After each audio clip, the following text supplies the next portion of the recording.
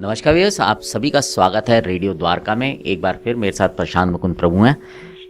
प्रभु जी, एक सवाल बहुत समय से पूछा जा रहा था, तो मुझे लगा कि आज हमें उसे ले लेना चाहिए। कई जो है हमारी महिला दर्शकों का ये सवाल रहा है कि मासिक धर्म के दौरान जो है क्या वो भजन और या इस तरह की कोई पूजा से रिलेटेड एक्टिविटी कर सकती हैं, और कर सकती हैं तो कैसे कर सकती हैं? जी, तो बहुत अच्छा प्रश्न पूछा है विशाल जी आपने, ये कि रजस्वला स्त्री मासिक धर्म के दौरान कैसे भजन करे। से प्राय दो प्रकार के सिद्धांत इसमें हैं। एक है स्मार्त ब्राह्मणों का सिद्धांत और एक है वैष्णव ब्राह्मणों का सिद्धांत। यानी एक होगी स्मार्त विधि और एक होगी ब्राह्मण वैष्णव विधि। वैष्णव विधि कहती है कि भगवान की शरणागति के लिए कोई नियम नहीं। द्रौपदी जो थी, जब वो अपने मासिक धर्म में थी तभी वो जुआ खेला गया महाभारत का, और तब जब द्रौपदी को पांडव हार गए तो दुर्योधन ने दुशासन से कहा जाओ द्रौपदी को राजसभा में खींच कर ले आओ। तो पता चला कि द्रौपदी तो रजस्वला है। रजस्वला स्त्री अधिक कपड़े नहीं पहनती थी उस जमाने में, और एक ही कपड़ा बांध करके वो 5 दिन निकाला करती थी, और जब शुद्ध होती थी तभी पुनः राज्यसभा में प्रवेश करती थी। परंतु ऐसी स्थिति में उसे खींच कर लाए। जब खींच कर लाए और सभी पांडवों से उसने विनती करी, मेरी रक्षा करो मेरी रक्षा करो, लेकिन किसी ने नहीं करी। तो उन्होंने भीष्म से कहा, भीष्म ने भी नहीं करी। उन्होंने धृतराष्ट्र से कहा, धृतराष्ट्र ने भी नहीं करी। तो अंत में उन्होंने कहा, मैं क्षत्रिय पुत्री हूँ, द्रुपद महाराज की पुत्री, मैं अपनी रक्षा स्वयं कर सकती हूँ।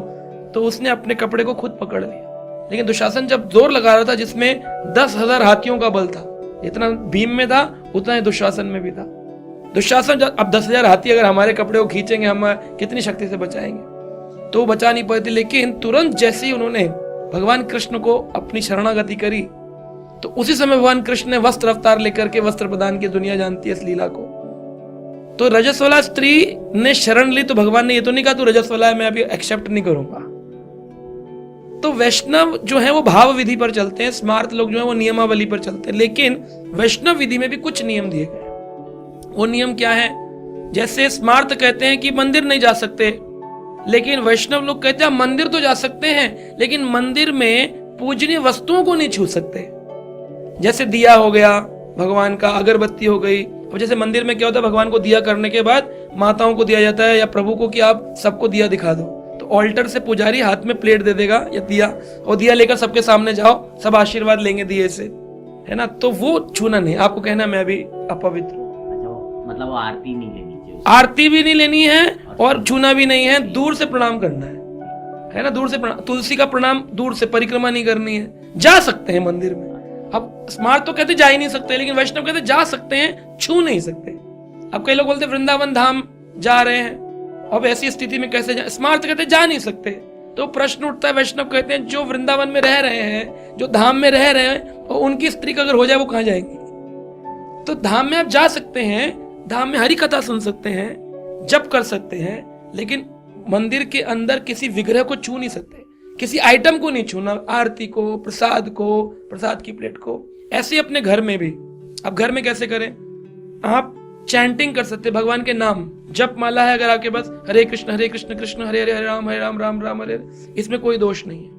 दूसरा, प्रसाद पा सकते हैं, लेकिन प्रसाद भगवान के लिए बना नहीं सकते।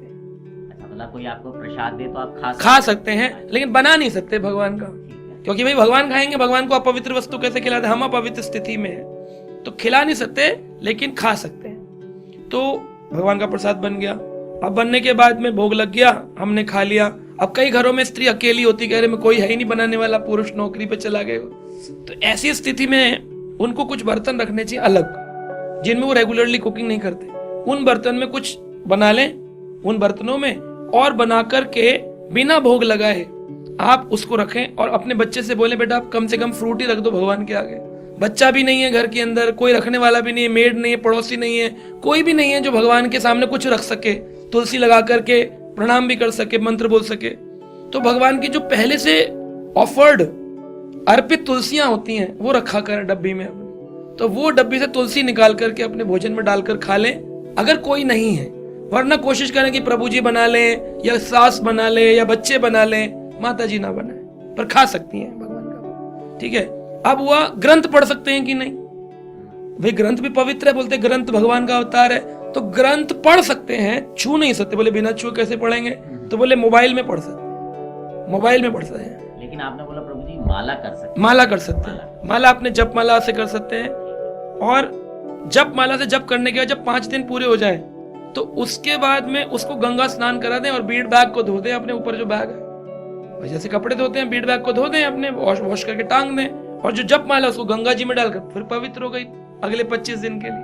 गंगा जल में। गंगा जल में, गंगा जी ना समझ गंगा जल में, घर के अंदर गंगा जल में डाल। गंगा जल ना भी हो तो नॉर्मल जल में डाल लें और बोल दें ओम गंगाए नमः, है ना। तो उस तरह से वो व्यक्ति अपनी माला को पवित्र करके जप कर सकता है। जप कर सकते हैं, हम भोग खा सकते हैं, प्रसाद खा सकते हैं, ग्रंथ पढ़ सकते हैं लेकिन मोबाइल पर।